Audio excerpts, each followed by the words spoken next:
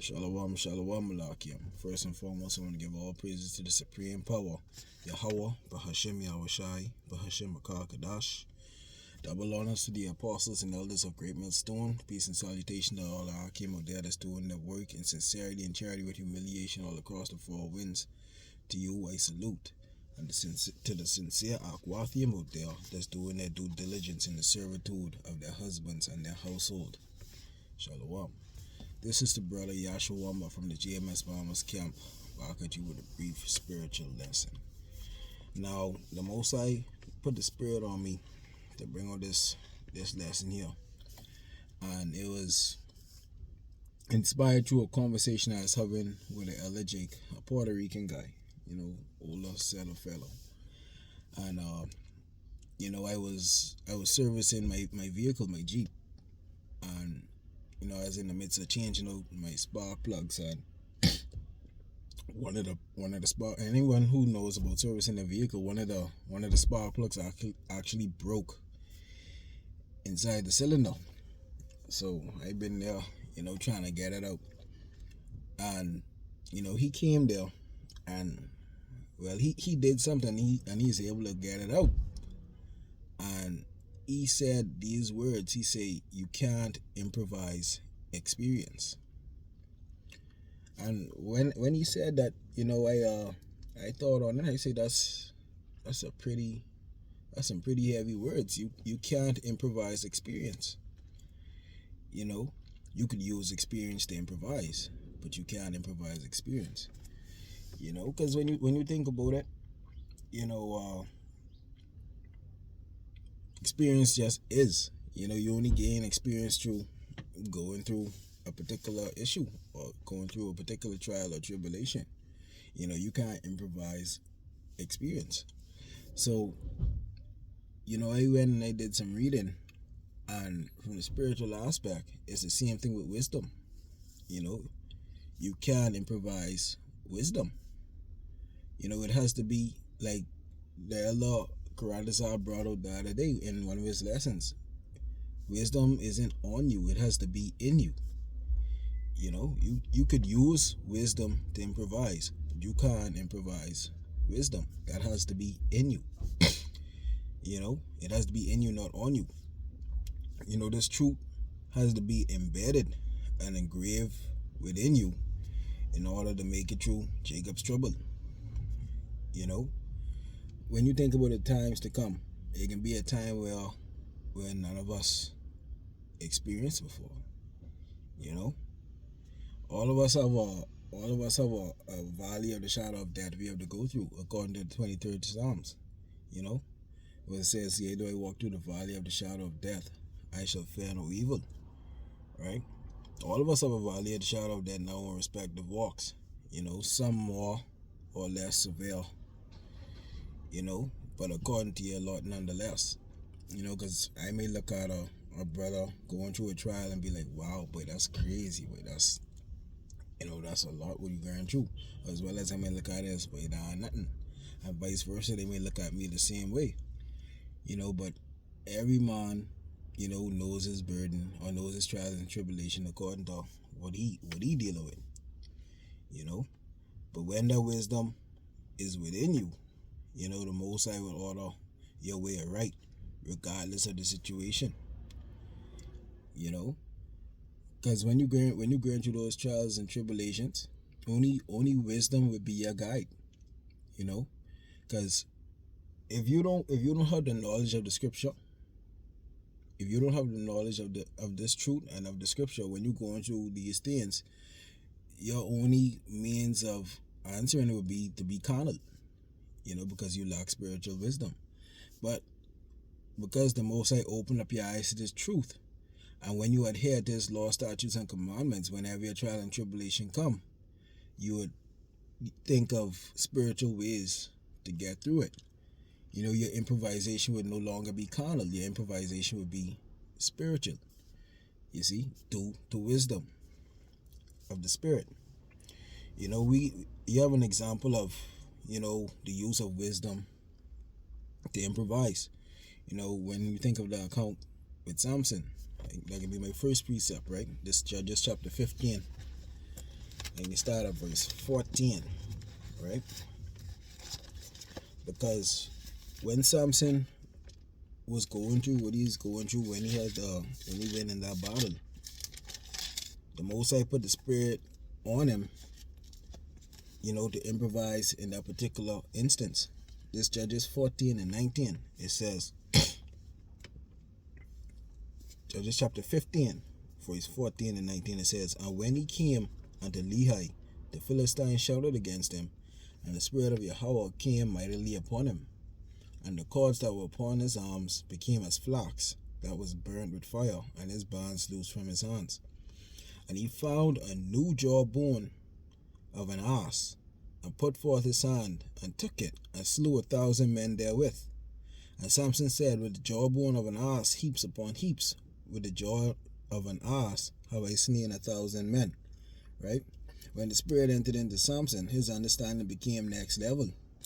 And with that, instead of looking for sword or shield, because he had, when he went up to the battle with the Philistines, he had, a multitude of people around him. He could have gone to any one of them and grab a sword and a shield, to go into that battle, But the Most High put that spirit of wisdom on him for his improvisation to grab the jawbone of an ass, right? His understanding became next level. And instead of looking for sword and shield, he stretched forth his hand for the jawbone of an ass, which he used to slaughter many a men. It says, And it came to pass, when he had made an end of speaking, that he cast away the jawbone out of his hand, and called the place Ramath-leah. And he was sore athirst, and called on Yahweh, and said, Thou hast given this great deliverance into the hand of thy servant, and now shall I die for thirst, and fall into the hand of the uncircumcised? But Yahweh clave an hollow place that was in the jaw, and there came water thereout. And when he had drunk, his spirit came again, and he revived. Wherefore he called the name thereof En-hakkore, which is in Lehi unto this day. And again, that's an improvisation. That spiritual prowess. That's the Most High showing his spiritual prowess. In using the jawbone of an ass to bring forth water. He could have made water sprout out of the ground. But for the Most High to show his mighty works, he made water come out of the jawbone of an ass that Samson just previously used as a weapon to slaughter many a men. You can't improvise wisdom. You see? It says here, when we jumped up to verse 4, there's another use of wisdom, to achieve a goal, by what the word I'm looking for? The word slips my mind, but not normal means, right? When we jump up to verse 4, it says, And Samson went and caught 300 foxes, and took firebrands, and turned tail to tail, and put firebrands in the midst between two tails. And when he had set the brands on fire, he let them go into the standing corn of the Philistines, and burn up both the shocks and also the standing corn with the vineyards and olives. So who would think to take all those foxes and tie them together and light them on fire and let them run through a field and burn down a field? That's that's wisdom. He used wisdom to improvise. You see, he used what was available to him. He used what the Most High put in his spirit. And what was available to him to accomplish what he needed to be accomplished. That's improvisation through wisdom. Let's look at what it means to improvise, right? When you look at the word improvisation or to improvise, to improvise means to create without preparation, and to produce or make something from whatever is available. So if you are a carnal man and problems arise, right? If you lack understanding of the scriptures, you would use carnal means, to do what you need to do. But if you are a spiritual man, lies the dealings of the spirit. So you would find spiritual ways to deal with what you need to do. Again, improvise means to create without preparation, to produce or make something from whatever is available. So you use whatever is in your surroundings. So like I may had mentioned in the beginning of the lesson, with the Puerto Rican Jake, he used what was available to him to get the job done. With Samson, the Most High put in his spirit to use what was available to him to get the job done. Right? That's why when we go to, let's get this next precept, right?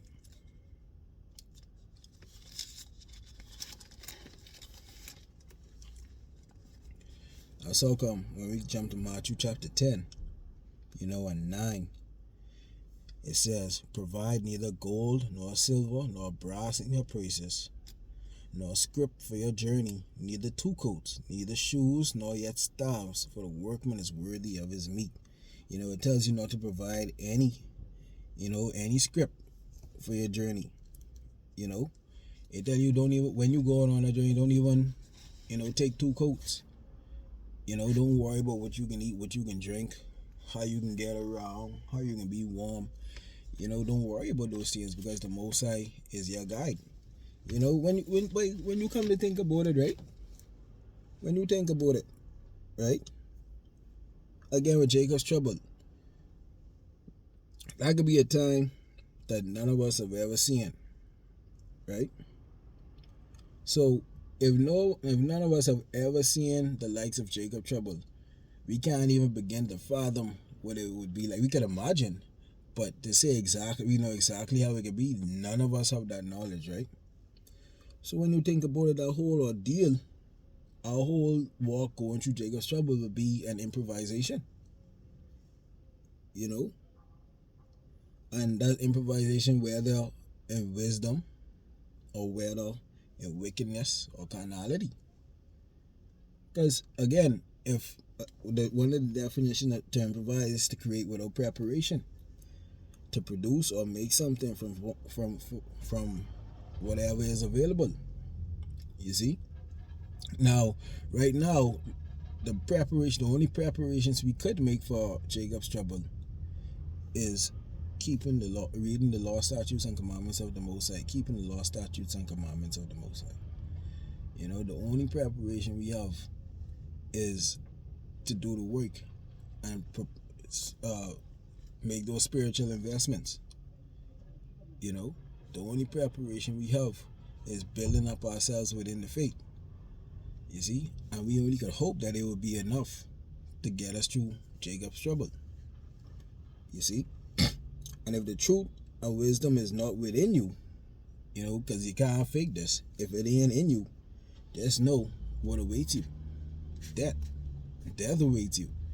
You see? Because wisdom has to be in you, not on you. You can't fake this. You see? You can't fake the spirit. You can't fool the Lord. You might could try to fool men, but you can't fool the Lord. You see? When you look at these modern day pastors, we can use the pastors over here, right? When you look at them these days, they have no spiritual experience in Yahweh Hashem Yahushua, The only thing they know is folly. They don't have no knowledge. They can read the scriptures verbatim, and they have magnificent orators. They can bring it out and give you that feel good feeling, but it has no substance. To true men of the Lord, when those pastors them speak, we see right through their bullshit. The crowd and the masses who they fooling, they spiritual. But when we sit down, we look at them, we analyze them, you're talking a bunch of horse shit. You're using the scriptures or the context.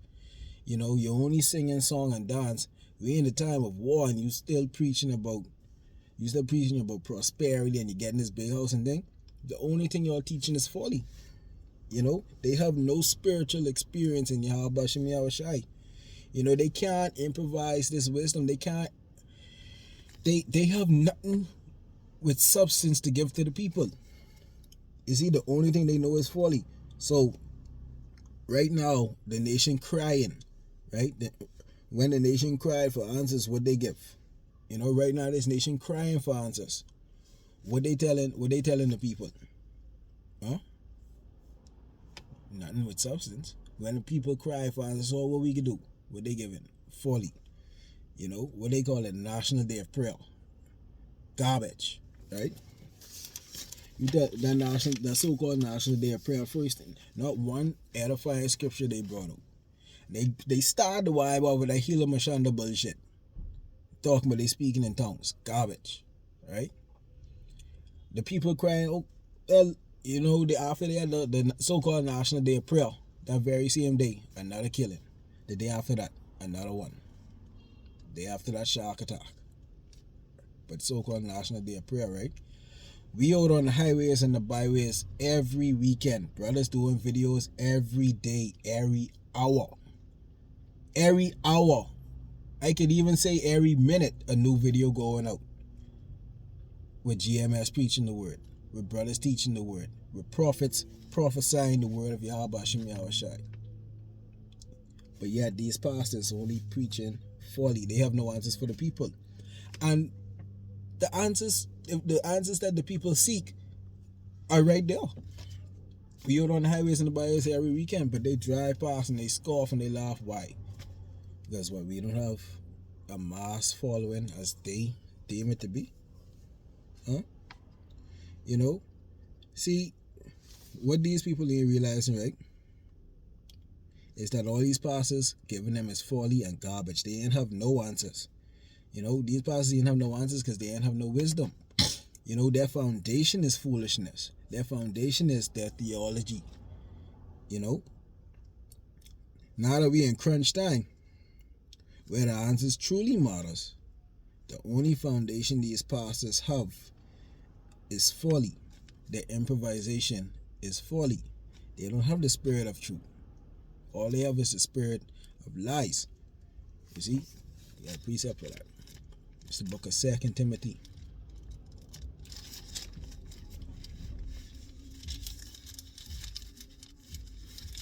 2 Timothy chapter 3. And you start at verse 1.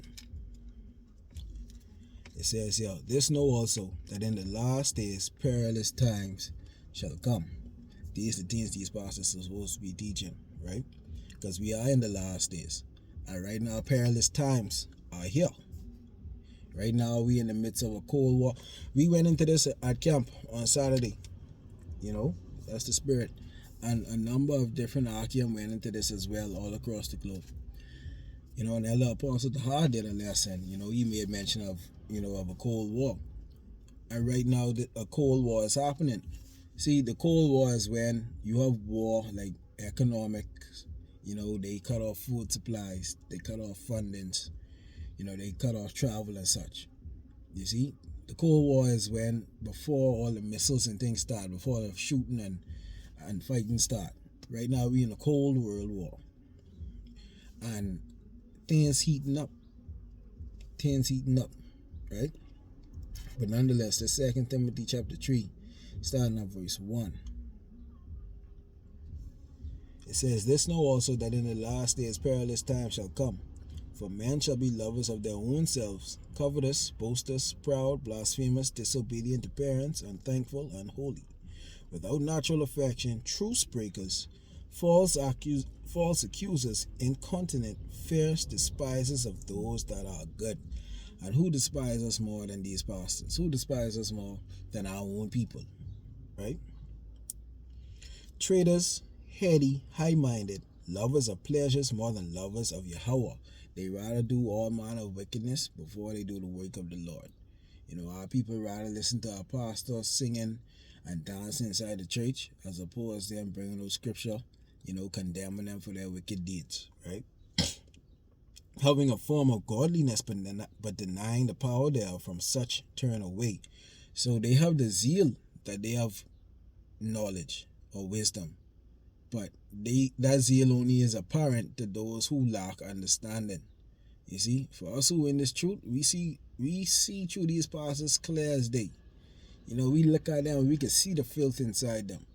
We can look at them and see there's no light in them. We could pick them apart. Anything what they say, we could pick apart to the bare bone, show them how they break it down wrong. You see? But yet, our people would not listen to us because why? We don't have the big fancy car, the Jaguar, the Rolls Royce. Man, like I may have mentioned the other day, you have that pastor there, Mary Norwich, that woman pulling up inside a Rolls Royce Phantom while look at her members of her church. She walking around with a big belly and a weave, right? Talking about she preaching the word of the Lord. That's an abomination. You don't supposed to be out there teaching the word of the Lord. And while you driving around, where your husband? Huh? You was the face of the ministry, where your husband? But that's who our people choose to follow.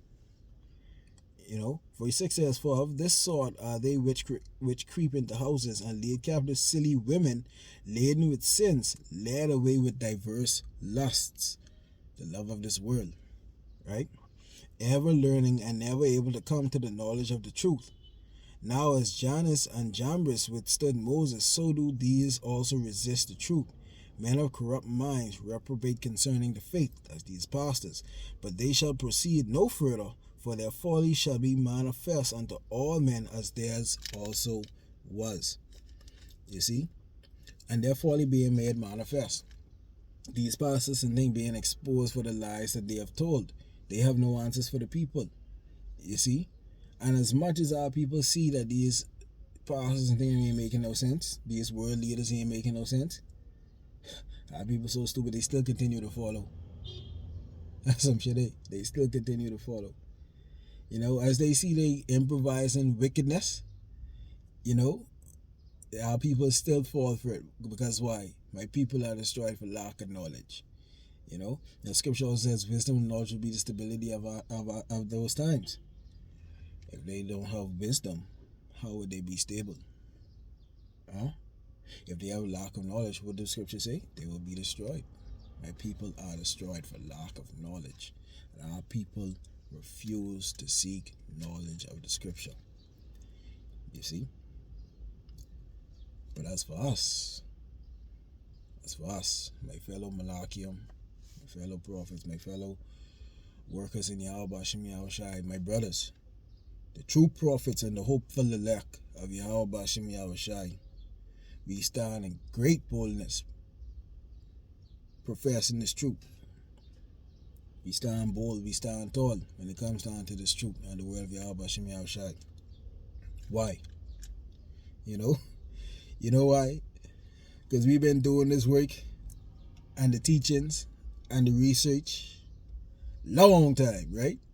Our foundation is embedded in truth.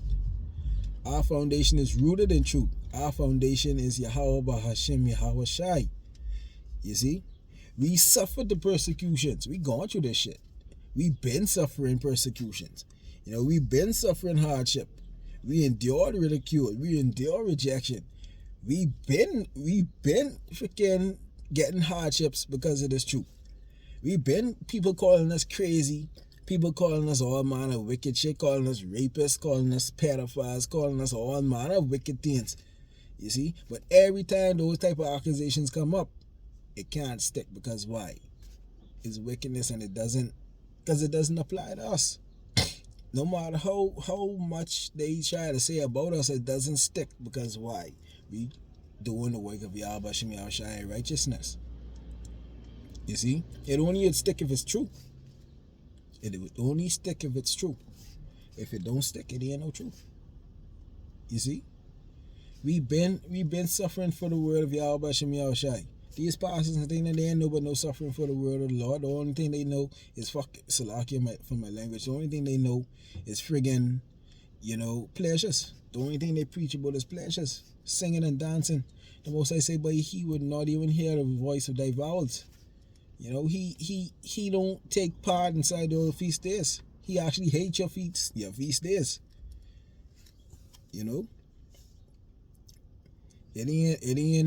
It ain't in us to fake this truth, boy.